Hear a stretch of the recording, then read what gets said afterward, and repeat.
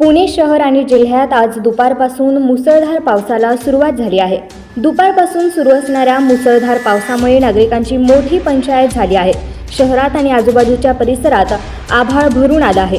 सध्या सर्वत्र काळोख पडल्याने प्रवाशांना वाहनांच्या लाईट सुरू करून रस्त्यावर साचलेल्या पाण्यातून वाहने काढताना मोठी दमछाक होत आहे। माहितीनुसार पाषाण, बाणेर, औंध, सांगवी, पिंपरी चिंचवड या भागात मुसळधार पावसाला सुरुवात झाली आहे, तर वारजे, माळवाडी, कोथरूड, घोरपडी, लोहगावसह काही भागात पावसाच्या हलक्या सरी पडत आहेत।